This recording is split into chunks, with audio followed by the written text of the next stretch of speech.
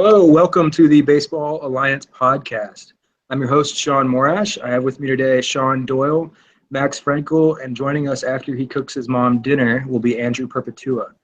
The Baseball Alliance podcast is hosted by the Baseball Bloggers Alliance, which is a group of like-minded baseball bloggers who advertise and promote one another aggressively. I currently have over 200 members who are active on Twitter, Facebook, and their own blogs. You can check out the Baseball Bloggers Alliance at baseballbloggersalliance.net. I run my own site called Off the Bench Baseball with Max Frankel. Max, can you give a little introduction of yourself? Sure. So I started Off the Bench with Shawn back in college, which I guess is a little too long ago now.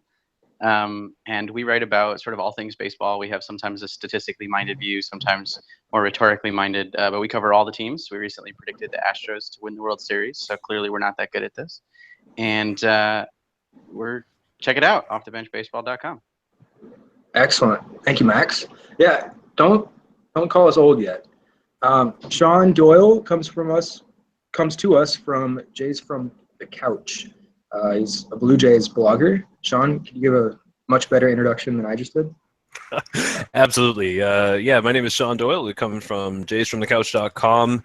We cover everything Toronto Blue Jays, minor leagues, everything. Unfortunately, it's a rough place to be in Blue Jays land lately with the worst start in their franchise history and across Major League Baseball in 2017. So anyway, I'm coming to you rather depressed, but I'm happy to be here and talk some baseball. Yeah, I'm a Braves fan. I'm proudly representing my Braves today. We finally won a game, or maybe we're over 500 at this point. So I'm used to being depressed, and being a depressed baseball fan and being a depressed baseball blogger is pretty rough. But it's got to feel a little bit different given the expectations that the Jays had coming into this year. Oh man, I mean, this is a team that was expected to, at the very least, make the wild card spots. I mean, obviously, everybody and their dog predicted that the Red Sox, because they won the off season, and you know how much that means. But the Red Sox won the off season, so everybody expected that the Toronto Blue Jays would kind of finish in a second place. But now here we are, a couple of weeks in, 12 games in, only won 2 games. And struggling. And so the question is, can they even make the postseason at this point? I mean, we're still 5.5 months away, so I don't know how much you worry about that. But yeah, it's certainly a reversal of fortunes from the way we thought things would turn out. What's going on? I haven't watched a Blue Jays game, so what's going on? A whole lot of nothing. To be perfectly honest, it's rather depressing. The bats just can't find consistent contact. We have for a team that's supposed to hit home runs because that's their calling card. Today was their 5th. That's depressing. So the bats aren't finding contact, and when they do make contact, they're grounding into double plays and killing rallies faster than the opposing pitchers can even allow them. So it's a whole lot of nothing, and we've been getting quality start after quality start from the rotation, which is really good. But the bats just can't find their groove, and now, of course, we're losing pitchers left, right, and center with Aaron Sanchez in his blister on his finger, hits the 10-day DL. J.A. Happ removed from the start today in the 5th, elbow soreness, which is never a good term that when you're talking about pitching, obviously. But so it's a whole lot of a perfect storm of just absolute crap for the Toronto Blue Jays. It reminds me a little of what the Astros went through last year. This, I think, is a little bit more extreme. But Houston was expected to come out and compete, and they dug themselves such a hole in the beginning of the season that even a strong second half couldn't get them into the postseason there. And in a tough division like the AL East, every win is gonna count. The ones in April count just as much as the one in September. And if you're 5 games out, you're 5 games out, 7 games out, 10 games out, whatever it is, it's gonna be a long road to hoe. Yeah, and I think that's part of it too, right? Is that when you look at the standings at the end of today's game, they're 6.5 back, And, you look at the calendar and you say, well, 5.5 months isn't that big a deal. You can make up 6.5 games. I mean, here we were last season when the Toronto Blue Jays kind of lost almost that much in the standings to finish just in the wild card. So, it can be done. But the problem is, as you just said, the American League East is so tough. So tough. All of these teams are going to battle all the way through. And even the Tampa Bay Rays, who everybody writes off, they're off to a great start. And you know what? You can't argue with the standings. They're 500, and they weren't even expected to be a 500 team maybe this season. So yeah, they've made themselves a bit of a hole, and it's going to be tough to climb out of. So how long do you give them? Would you ride it out with this roster? Would you start making dramatic moves soon? How long till you hit the panic button? That's tough. Like I'm not really a person who kind of hits panic buttons too often, because it's professional sports. So I mean, you got to put things in context. But there's a lot of talk about, do we blow up the roster? As soon as Josh Donaldson's healthy, do we not even let him take the field so that he's healthy and trade him off as quick as possible? And the Blue Jays have a lot of pieces that if they were to do that, sure, they could attempt a sell-off. But you know what? The problem is that all of those players, their value is kind of on the floor right now because nobody's playing particularly well. But at the same time, this is a team full of proven veterans, and I don't know that you write them off after a couple of weeks. So if I'm looking in June and things are this bad still, and after watching today's game, that's entirely possible that in June we could be still having this conversation. But if I'd look to June to see really where they are, and across baseball people have this, you wait 40, 45 games to really know what you have. And I think with the Toronto Blue Jays, the issue is that you kind of do know what you have, and this is not them, what you're seeing right now. So I don't know. I think you wait. It's a very level-headed response. I try. It's not the stuff of talk show radio. No, and it's not the talk of the average everyday fan of the Toronto Blue Jays, who over the last couple of days I've been getting a lot of flack for my level-headedness. But you know what? I think it's very easy to look at this team and say, oh my God, the sky is falling.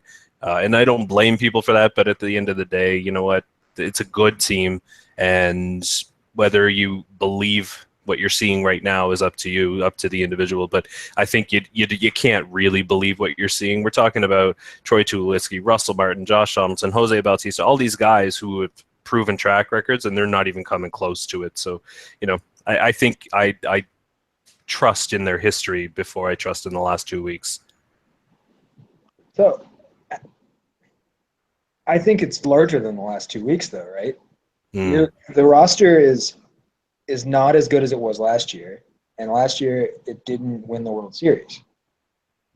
And it wasn't even particularly in that top tier of teams that I thought, as not in Jay's world, that really even had a chance. They didn't have the magic of the 2015 squad, that's for sure. And maybe it's still the same core that had all that fun in 2015, but Russell Martin's 34, Jose Bautista's 36, Troy Tulowitzki's 32. As a shortstop and a catcher, two of those guys, they're on the wrong end of the aging curve, and that's why the future and the panic button seems so much closer, I think, because this isn't necessarily the same as the Astros last year. The Astros last year dug themselves a big hole, but then they've got another 3 years where their window and their core we're going to keep getting better. I don't think that's necessarily as optimistic. There's not as much optimism for the Blue Jays squad. Yeah, no, I understand that completely. I think the aging that aging core that you're talking about, I mean, we're still talking about, I guess, maybe one way to look at it is if these guys are declining, where are they declining, right? Like they've always played at a high level, and you know what? You're not wrong. Baseball's getting younger, if anything, and the Toronto Blue Jays are kind of not. So it is worrisome, but I still think that it's not just that they're clinging to aging players who don't perform.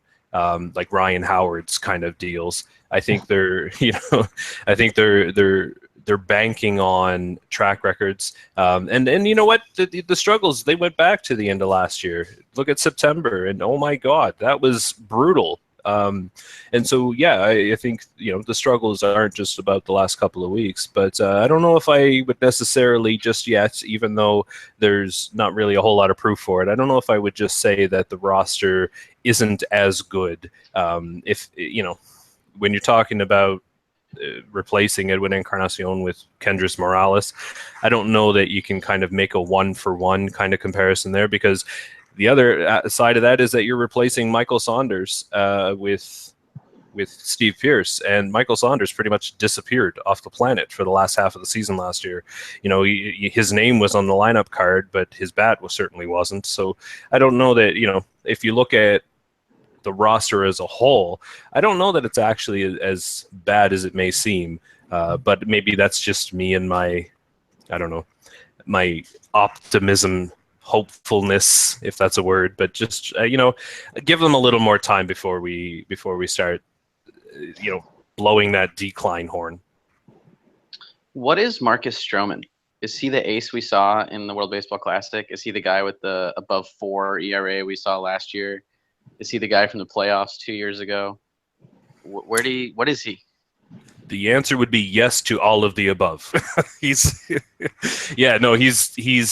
that World Baseball Classics guy. He's also the guy who will, give up that 4 ERA. And so at this point, where is he? He's somewhere kind of in the middle. He's loves the spotlight. He's a guy that you better not count out, but at the same time, he's prone to kind of stinker games and stuff like that. I don't know that we're ready to call him an ace necessarily, but he's certainly a dependable number 2. Maybe on his worst day a number 3 or 4. But I don't know that he. How do you say this? He's not. By any means, he's not a Clayton Kershaw. He's probably not going to win a Cy Young this year, next year, or maybe ever. But at the same time, he's certainly capable of doing that if conditions are right and whatnot. He's got the arsenal of a small country, so he has that he can just throw it at any time. And ground balls, 60% ground ball rate, which is not something to sneeze at.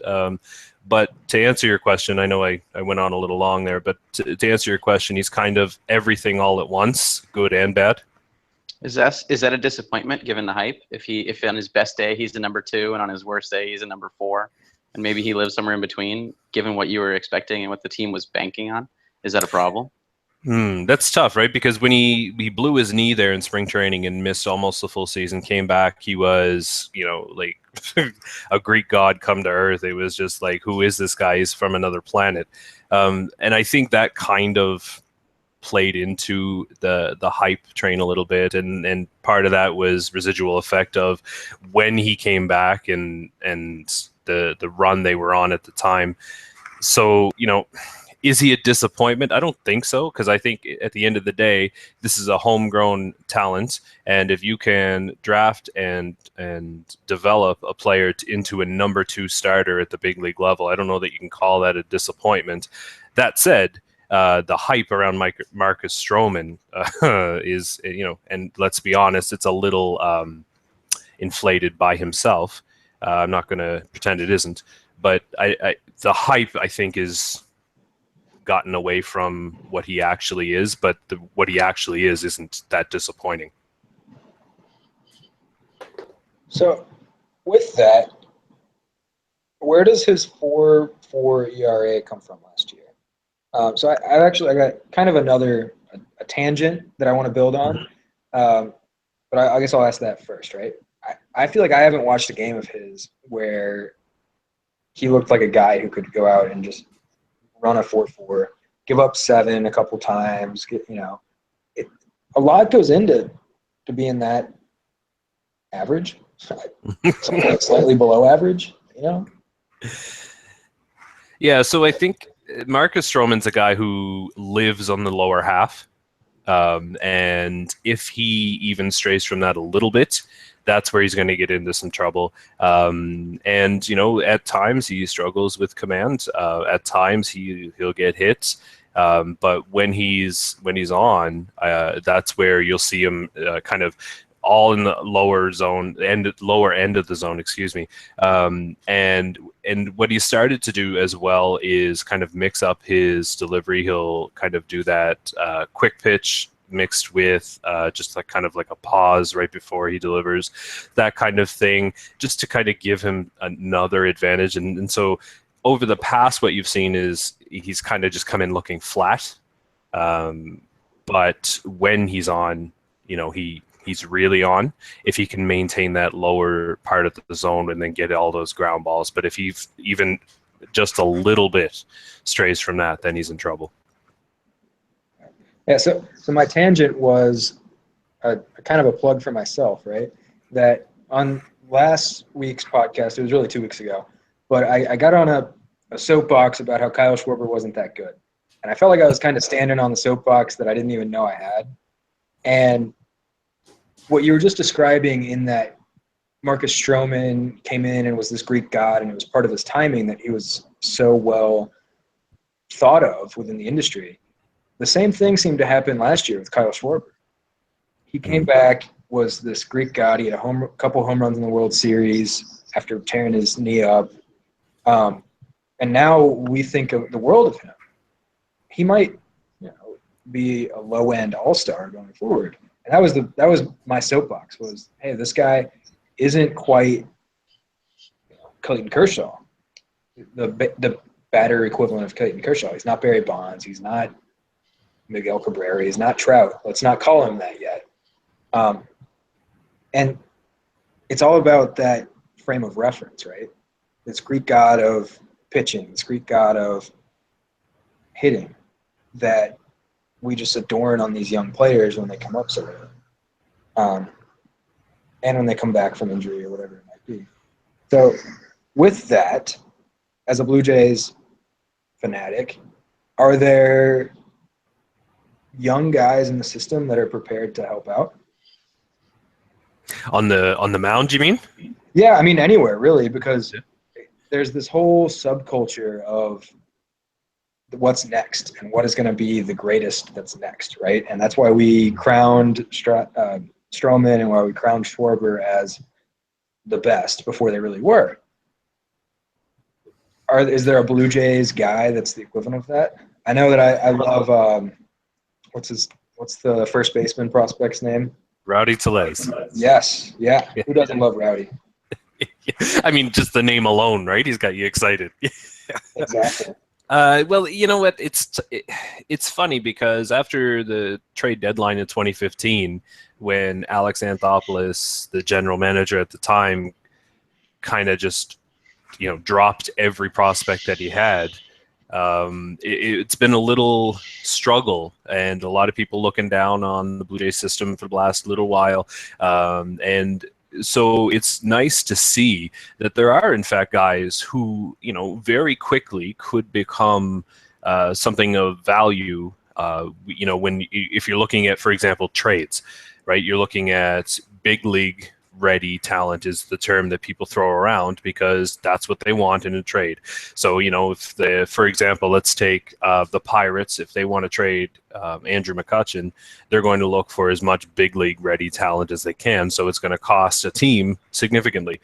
And so for the Toronto Blue Jays, you're looking at Rowdy Tellez, in my mind, and I think I'm on a bit of an island as far as this goes, but Rowdy Tellez he might be my number one Blue Jays prospect just because he's the most big league ready. The Blue Jays have said that they'll give him 200 innings at the minimum in AAA just to see how he handles that. And of course, innings or 200 at bats. I apologize. Yeah, 200 at bats. Okay. Yep. Yeah, and so they're going to give him 200 at-bats just to see how he handles that. And if the combination of him going off like he did in Double-A last year and Justin Smoke and the combination of first base options that the Blue Jays have in Kendrys Morales and Steve Pearce, if that doesn't work out, then you could be looking at a Rowdy Tellez appearance a lot sooner than maybe September, which is what a lot of people thought. But even, past that, there are guys who have even more talent, quote unquote talent, than a guy like Rowdy Tellez. Like looking at Anthony Alford, the former Mississippi football standout, convinced him to join baseball and take that on. And so he hasn't even really had the full complement of years in the minor league system, and he's on fire himself. And then on the pitching side, they've got guys like Sean Reed-Foley. They've got Connor Green. They've got a lot of exciting young talent that is just kind of beneath that major league ready spot. Is there anybody that people are kind of screaming for to take a big league spot? If it's anybody, it's Rowdy Tellez.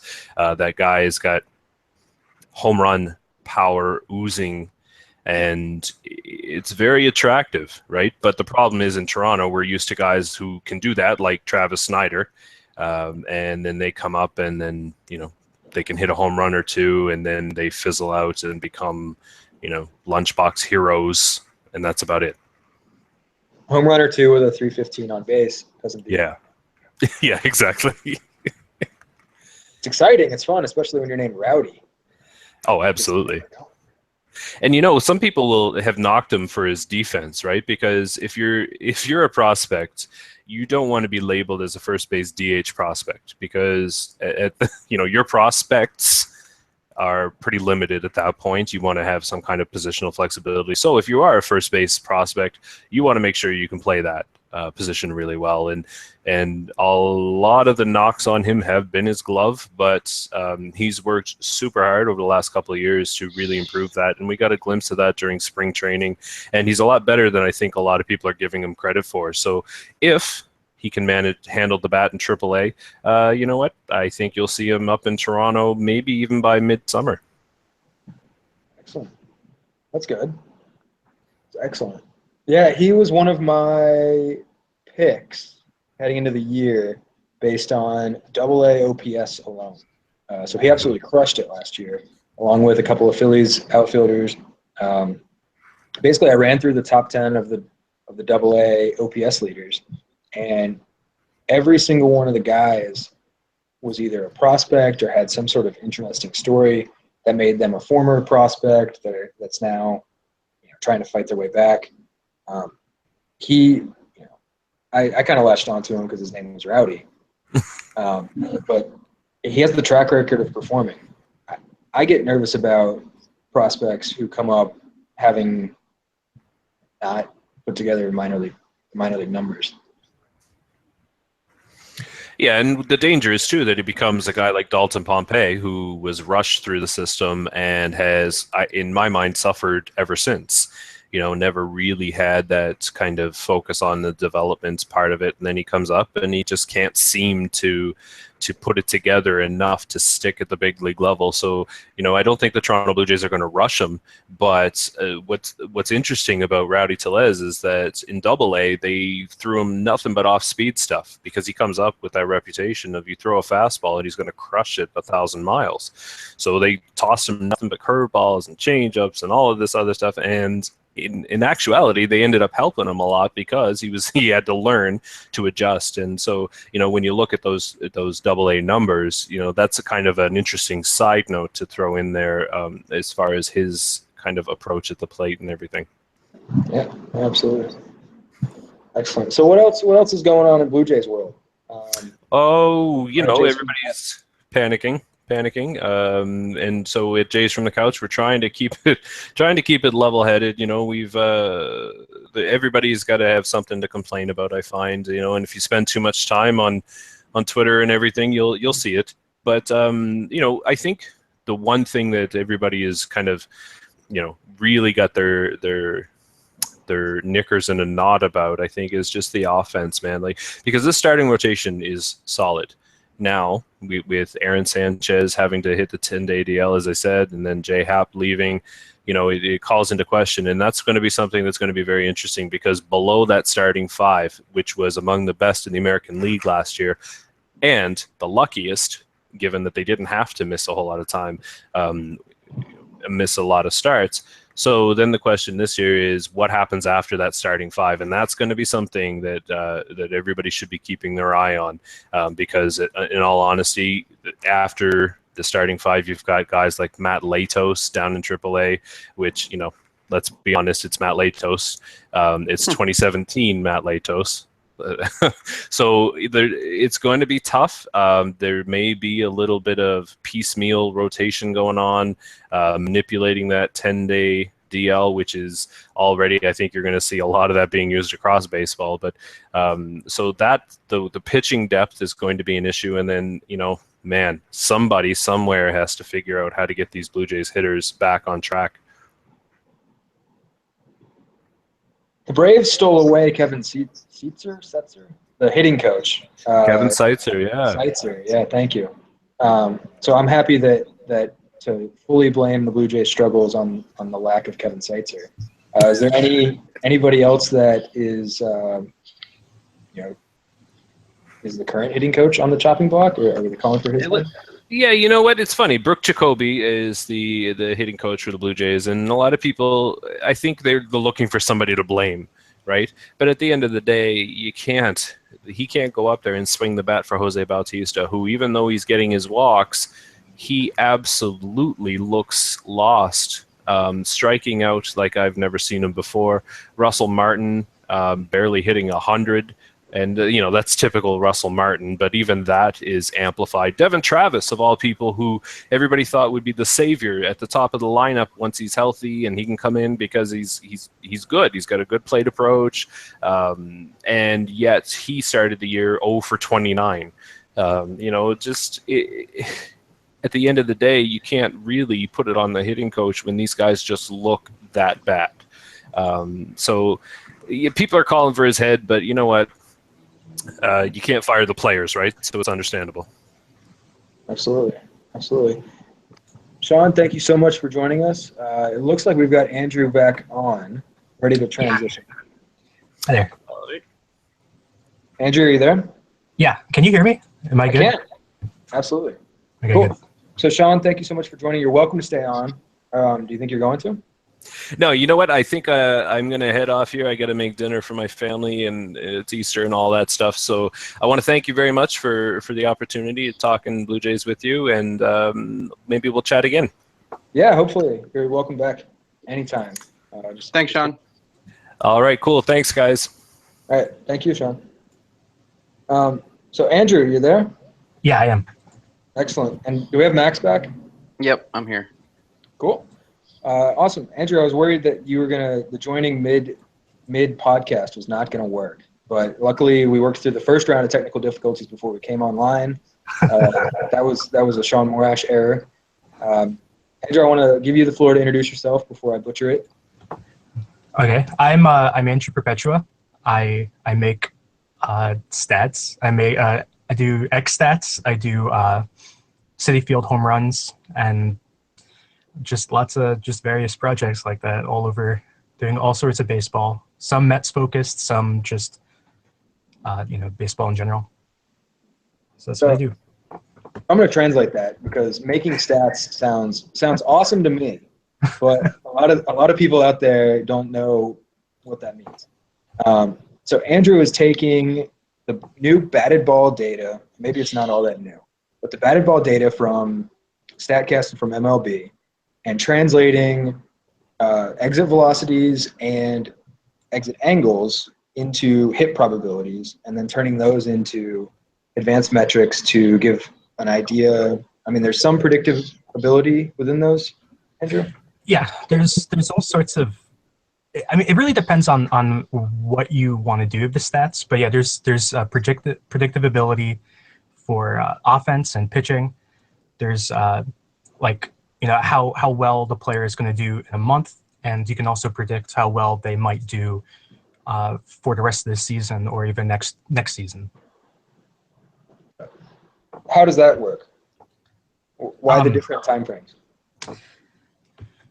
Okay, so with exit velocity, it seems exit velocity stabilizes really quickly for a player, but that comes with a caveat in that it stabilizes after about 30 to 60 balls in play, but that stabilization point doesn't necessarily carry for the entire season. So, like for instance, you can take 50 balls in play and use that to predict what the next 50 balls in play might be, but you might not be able to predict what the 50 balls in play after that might be, if you know what I mean. It's like every like 50 balls or so, you have like some jittery randomness, like maybe like plus or minus 10%, and then it just kind of magnifies over time, if you know what I mean. Yeah, yeah, absolutely. That seems to speak volumes to hitter slumps, or Yeah, exactly. maybe more so to nagging injuries or just being tired. Or just pitchers adapting to the batter, and then the batter has to adapt back. So they might crush pitches down in the zone, and pitchers might start throwing up in the zone, and then they might do that for a few weeks, and then the batter has to adjust, and just tit for tat all year long. Absolutely, that's pretty neat. So what I want a little bit more about xStats, right? So you've got a couple of really neat tools that I want to see if I can show the people. What is the one that your favorite right now, or what are you most proud of today? What I'm most proud of are the basic stats, like just the main stat sheet that I've made. It has everything, including what stats a player should have, like the basic stats, like their expected single rate or expected double rate or expected home run rate or batting average, all that. And it also has some other stats for like how hard they hit the ball, their average exit velocities and average launch angles. And I have the batted ball quality stats, like the poorly hit balls and the value hits. And the value hits are kind of similar to barreled balls that Major League Baseball has done, except mine came out a year and a half earlier. Yeah, we don't. That's why I have you on, right? Because I want the people to know all the cool work you're doing.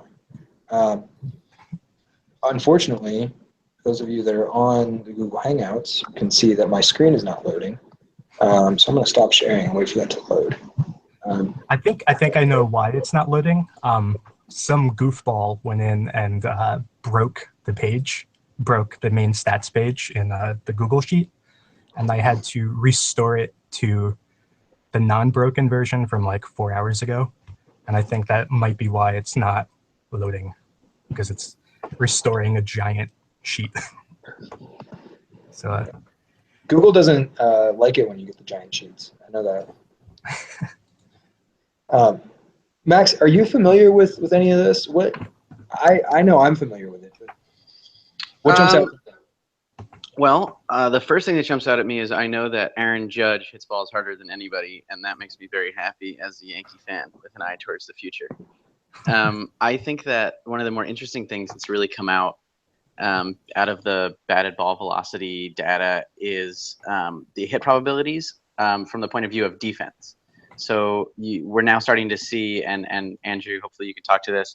We're now starting to see players make catches where we can say that's a hit 9.5 out of 10 times. He just made an unbelievable play. Or maybe more interesting, that's caught 8 times out of 10, but this guy never gets there. He's an atrocious outfielder or something like that. I think that it's really instructive. We've always had really good stats on offense, and judging defense has always been a little bit more amorphous. The Gold Glove has always been sort of more eye test based, which seems just crazy in this era of crazy advanced statistics. So maybe some of this batted ball data and the work that Andrew's doing at xStats and that we're seeing elsewhere can really help shine a light on defensive play a little bit more brightly than we've had in the future, or in the past, rather. Yeah, for sure. So with that, how do you account for shifts, right? Shifts seem to be screwing everybody up. They're screwing up. They screwed up Mark Teixeira's career. They're threatening to screw up Brian McCann's career, other people's career within the game.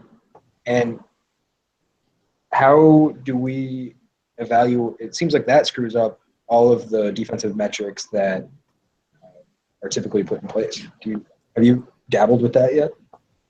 I have not done much with shifting. I completely ignored shifting, and it led to some bad results, as you might expect, like with McCann and like Ryan Howard and people like that. Right now, the closest I get to doing shifting is that I have left-handed batters are calculated separately from right-handed batters. So that is how I currently handle shifting. And I think that handles it pretty well. And it's not perfect by any stretch, but I think most lefties are just different batters than righties because of the way the shifting works in general. And even if that particular batter might not, be shifted himself, he still generally has the same, negatives to their batting line that a guy who's heavily shifted might have. It just might not be as extreme. So that's how I currently handle it. I wish I could handle it better. I wish I had like the data that Major League Baseball has, where they tell you where the fielders start, like the at bat, or like where the fielder was at contact. I wish I had that, but Major League Baseball is not sharing it with anybody, so I don't.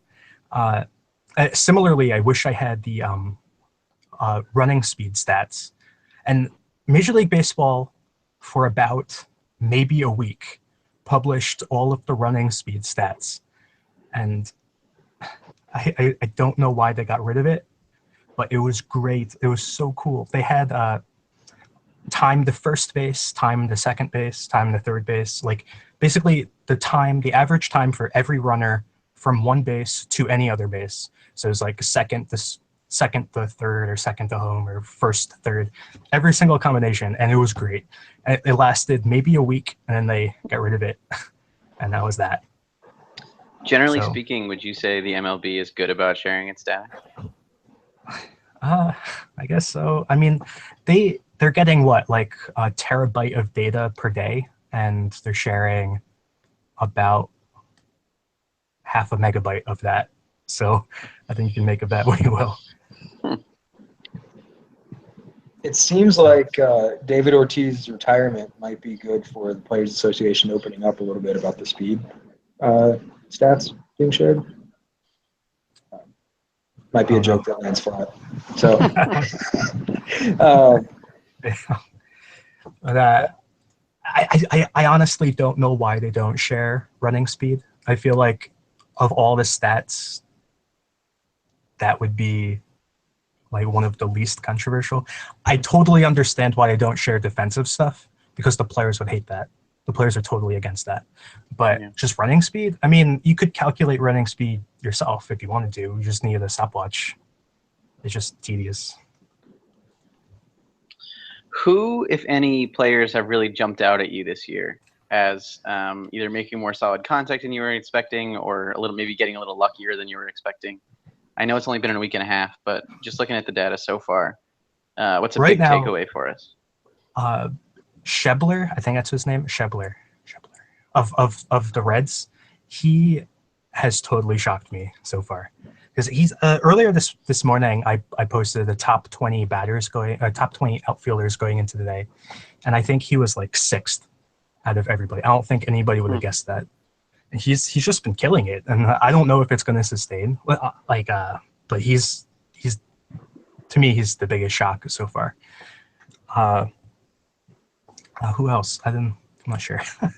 Give me a second to think about it, and I'll give you another name. But yesterday was Miguel Cabrera had a pretty good xStats portfolio. And Mickey has been great. He's just got unlucky, but Jarrell Cotton. I don't know why everybody after his first start, everybody like dumped him. He went from like 70% ownage rate to like 10% overnight.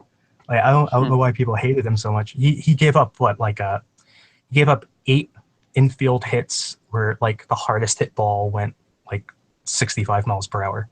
So like, and he gave up 5 runs on that. I think that's just bad luck. But Yeah, The and A's then are still really high on him. yeah, and I Pedro think fell in love with him too. what's that? Pedro Martinez fell in love with him. Yeah, he's I think there's such a love-hate relationship with Jarrell Cotton. I think there's like certain people who just love him no matter what. Is the I can't explain the relationship, but he's one of the guys I'm interested in, definitely. He's one of those eye test guys. You just look at him and you're like, wow, how is anybody hitting that? It's like he's throwing a wiffle ball. Yeah. Oh, I've restored my sheet and it's still broken. I hate when people break my sheet. It's very rude. That's what I'm clicking through here so I can try to show the people and show everybody. But it's I mean, I have other tools too. There's the pitch tool that I made a few months ago. It's still in like a really early beta form, but it has the movement rate of every single pitch and the movement rate with regards to spin rate and pitch velocity for everybody in the game. It loads really slowly. It's in like a beta form, but you can see it in the tools section on my website. I also have a home run estimator tool, which is kind of fun. You just type in the exit velocity and launch angle, and it will give you the home run probability. Oh, that's super cool. I'm going to play with that a lot. So what does that all mean, right? So it seemed like you were saying that pitch movement, pitch velocity, pitch. What do we do with all this, right? Like I was talking to my mom this morning, flying back from her place in Tampa, and truthfully, it was 5:30 in the morning, and I'm trying to make conversation with my mom, and so I started talking about xStats, and she did not care, and and that to me means it's good baseball nerding, but why should people care? What does all this mean, right? Okay. Okay. So the reason I got into this in the first place is because stats were so subjective. Like, I did a little thing where I calculated by hand every single stat for the Mets in, I don't remember what year it was like 2012. So I did every single stat by hand just to like see what it actually meant to calculate stats. So I was doing like, the basic things like ERA and WOBA and then I was doing like Sierra and all the stats. To be fair, those aren't basic stats, right? Those are not. They're pretty basic. But anyway, Sierra in particular it's a pretty good ERA estimator, right? But it takes into account line drives, ground balls, and I think fly balls.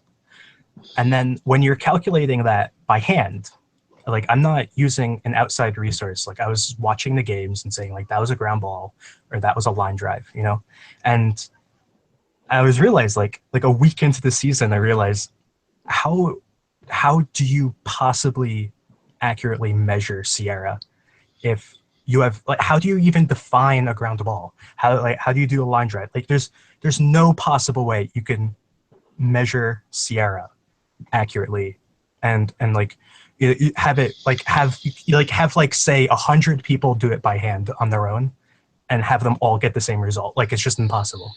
So that's kind of like where I was coming from, where it was all of the stats in baseball are so subjective and we use them to describe players and like you build a narrative around like this player has been playing well because these stats say they're doing well, but those stats are subjective. And if you're using something subjective to prop up your argument, ultimately your argument isn't going to be very strong. And what xStats are trying to do is just have some objective measure to say like this thing that we measured with radar, and radar is still kind of subjective, but it's less subjective than like just guessing.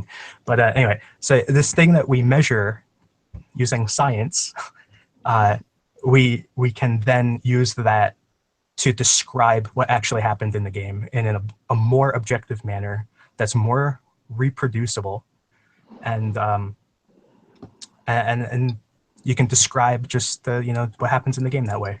So that was kind of where xStats is coming from. Now, when I first introduced myself to xStats, I saw that you described everything as having buckets, right? There was like 164 buckets or something crazy, as opposed to just the 3 that you described. Oh yeah, there's like a nearly infinite way to describe how a batted ball was hit. That's instead of having like a ground ball and a line drive and a fly ball and a pop up, there's like, you can have any combination of launch angles and exit velocities, and each individual combination is its own type of batted ball with its own properties, like its own batting average, its own home run rate, etc. Yeah. So in a lot of ways, we're trying to, I want to say, give each batted ball, we want to characterize each batted ball as special and give it its proper due. But that seems a little silly. So It is.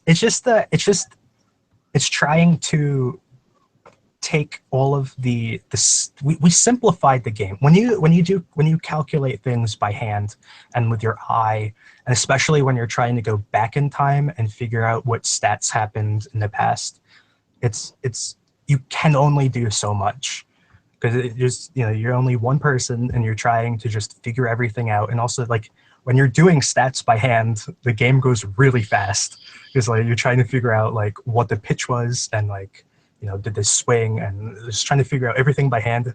It's really hard. So you simplify everything. You make everything as simple as possible so that you can just get it done, so it doesn't take forever. So in the past, that's the way we did stats. We did stats the fastest way, without really thinking about whether it was the best way, because it didn't matter if it wasn't the best way, because there was no other way, if you know what I mean.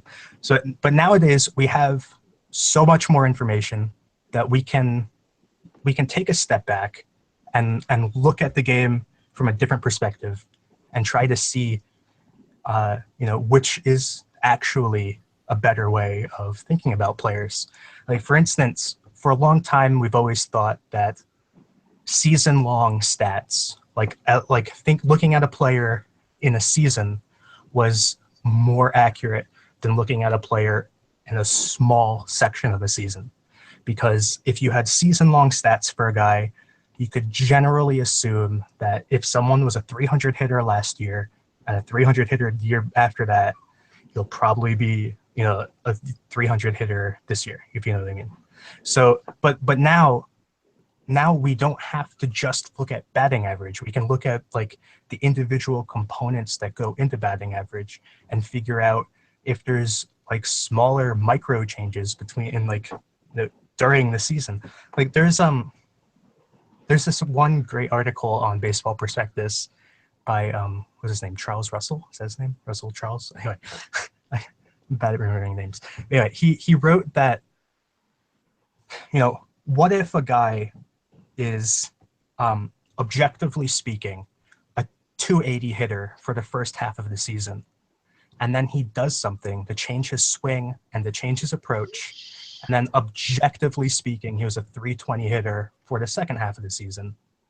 At the end of the season, you call him a 300 hitter, but in the season, was he ever actually a 300 hitter? Yeah, I mean, there's no answer, right? Like, how do you evaluate players and people? That's part of what makes baseball so fun, though, right? Is that it is subjective. That debate about what is a Hall of Famer, while sometimes it's annoying, and especially around Hall of Fame season, it gets annoying. But part of what I like about the game, I feel like this is me saying, if everything is objective and scientific, it's not going to be fun. Well, that's not what I'm trying to say. I'm trying to say that all of the stats that are subjective add an element of in-kind bickering, I guess. I don't know exactly what the right balance is between the most precise, objective, how do you evaluate a player, and there's always going to be a difference of opinion, and we need to enjoy that. Well, you would have the difference of opinion in that if you can, like, just look at chess. Look at chess, for instance. In chess, you know what every piece does. Like, you know, the pawn does this and the knight does that, and that's just the way chess is. Period. Like, there's no argument over what the pieces can do. But there's a really big argument over what you do with the pieces. You know what I mean? Like, you can do different combinations of moves. You can, like, there's different ways of tricking people or making them fall into traps. And I think you'll always have the conversation and the arguments. It's just a matter of how well you define your premise in the first place. Like, if you are building an argument on an axiom and that axiom is wrong, then you have a bad argument. But if you're building arguments on things that make sense, then you can still have arguments. It's just, it doesn't matter that you define the things up front better. You still have the arguments afterwards. Like, you still have lots of subjective things. Like, you can go ask 20 different grandmasters, the best way to approach a chess game, and they might all give you different answers. I think that's very eloquent. Thank you. And I'm gonna leave it at that. I think you just crushed it, basically, and that needs to be in whatever the novel that somebody writes about you. I just finished. The only rule is it has to work, Max. Yeah, what'd you think? Oh, it's fantastic. I've been telling you that for months. For over a year, I think. Yeah. But I will send it back in the mail to you shortly. So here on the podcast, Andrew, we have a little thing that I like to do, which is basically guess this random player that Shawn just thought of. And I have to admit that it didn't happen during the podcast, but it happened just before for no apparent reason. Actually, I'll tell you the reason. I was on a street by this guy's first name. Okay? I'm going to continue to give clues, and as soon as you know the player, you can. I'm going to be really bad at this. Okay, let's go. Max, you're welcome to join too, as always. So he played in the 80s and 90s. Two-time MVP runner-up.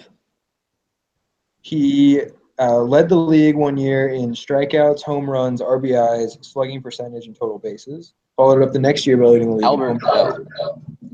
Nope. He played for Detroit, Toronto, the Yankees, and Anaheim and Cleveland for a couple games at the very end of his career. His son is also a major leaguer, recently retired, had a neck injury that forced his retirement. Cecil Fielder. There we go. You were on Cecil Street? Cecil Street, I believe. Cecil. Yeah. Cecil Street in Knoxville, Tennessee. It's a good street. Lots of hills. By the way, I just fixed my spreadsheet. You fixed your spreadsheet. All right. So then let's see if we can, while we're here, let's see if we can share. Well, I'm going to drop off, guys. Awesome job. I'm going on xStats tonight. I already follow on Twitter, and I'm really glad I do. Yeah, thank you. Absolutely. Awesome. Thanks for joining, Max. Yep, my pleasure. Good night, guys. Night. Bye. Screen share. Share my screen. All right. Do you see this? Yeah. Yeah, you see all this craziness?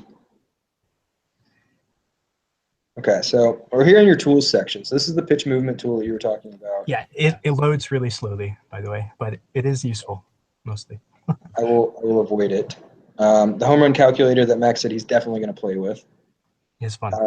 We've got a pitch, spin rate, and movement tool. So tell me about this. It has the how much move and spin for each pitch. I'm not sure what to say. It's exactly what it says it is. Well, so if I say I throw a ball with 2,000 RPM, is there a corollary movement with that, or is it just like this guy threw this pitch with this much speed, spin, and velocity? Well, open up and look at it. That's what I was waiting on it to load. All right, so I have pick the pitches I want. Yeah. I have to be authorized. Yeah, just press continue. If you don't press continue, it doesn't work. just press continue. It's because it has to I wrote a script, so it's not using normal stuff. It's using a script. But anyway, so if you so I've got a fastball here. Yep. Feels like. So yeah, I turned the fastball off. And then I'm going to compare that to a sinker. Yeah, it just combines them. So it combines them. So it can group the categories together. Anyway, the point of this tool is just you see a pitcher who has X movement. How much spin should that pitcher have to have that movement? Or if you see a pitcher who has a certain amount of spin, you can say how much movement should he have with that spin. And that's really kind of what this tool is for. It's just for quickly looking up things and seeing roughly where they should land. So I know that spin rate for a lot of people is a very new stat, and this is this tool is sort of designed to help you build up an intuition for what spin rate means with a given pitch. That's excellent. Yeah. And then I have another one that's pretty much the same thing, but you can do it by pitcher. Like you can choose the individual pitcher. Okay. Vertical launch angle and value tool. So this is a take on what MLB is doing as well, right? They have the bat and the kind of spray chart of where the ball was hit, and they have value associated with that. Yeah, this is just like a vertical angle, and I think it's WOBA. How much value, or X bacon and X. But with mine, you can also do ballpark. So how much ballpark affects things. So yeah, cool. And then this one, so I saw this on Twitter, and this was craziness. I needed this explained to me. Okay. The donut tool, right? Donut tool. I really like the donut tool. Okay. So red is good. Yeah. Purple is bad. Yeah, it just purple. Yeah, purple is bad. You can look on the left. Do you see where it says purple is equal to 030 WOBA? Oh, okay. Yeah. I don't know why the WOBA thing is missing. It's supposed to say, yeah, there you go. Thank you. But and then there's average distance there too. But so yeah, purple is the worst and red is the best. And it tells you how often a batter hits it into each little bucket of value right there. Yeah. That's cool. And there's also pitchers too.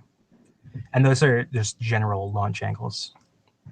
Okay.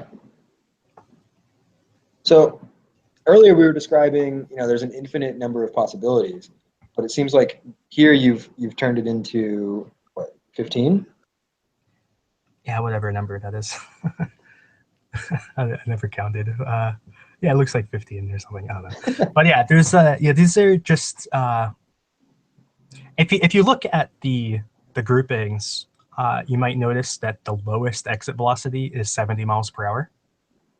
So I'm ignoring a lot of batted balls here, and the highest exit velocity is 120, which is pretty high, but there are balls higher than 120. So this is just looking at the main sampling of batted balls, right. That really hot zone, where this is probably most of the batted balls, but there are weaker hit balls and that is what the other category is mostly.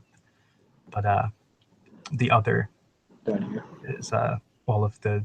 I think the other is everything hit under 70 miles per hour. Right. So yeah. This is a very neat way of looking at it. Thank you. Yeah. These tools are mostly just for helping to build intuition for people who I like. All of this information is mostly new, so it's just trying to help you wrap your head around like what spin rate is or what launch angle is, and like how if you hit the ball above like 35 degrees vertical angle, it loses value very, very quickly. So like every degree above that, I have to fix that. Yeah. But every degree above like 35 degrees, it just cuts into your batting average and success rates like crazy. Okay, so am I allowed to sort this, or how? What is I'm not the sure proper why. etiquette on your website?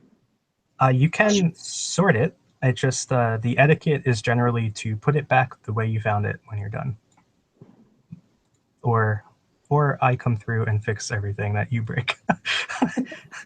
Those are the options. And there's a plate appearance filter on that somebody has on. That's okay.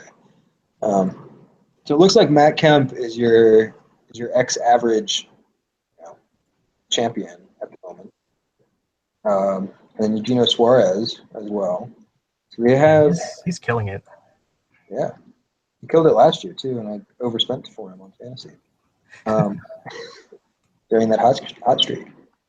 Let's care more about OBA, right? That's WOBA basically, but X-OBA. Okay, yeah, right there. Read the sheet, Sean.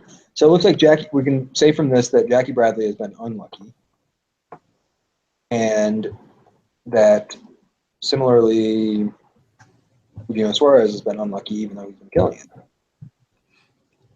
Yeah. Yeah. I mean, Eugenio Suarez, I think he's currently rated in one of the top players right now who's active, because Matt Kemp doesn't hurt because he's hurt. Jackie Bradley is injured. Giovanni Soto is injured. So Eugenio Suarez is numero uno at the moment. Go figure. So yeah, I just think this is a very fun, cool thing that you're doing, and I want people to know about it. So check it out, xstats.org. While you're checking things out, you should check out my website, which is offthebenchbaseball.com, and Baseball Bloggers Alliance, because that is who has sponsored our podcast today. Andrew, thank you so much for joining. Thank you. I'm gonna sign off here, and we'll be back next week with UTIP, Out of the Park Baseball. They're fun. That's a fun game. Yeah, it's a fun game. They run a simulation game. We're gonna have Rich on. He's their CTO, I believe, and we're gonna have another Baseball Bloggers Alliance member who has run thousands of simulations in UTIP. So that should be some pretty good nerding as well. Yeah. So be sure to join back in.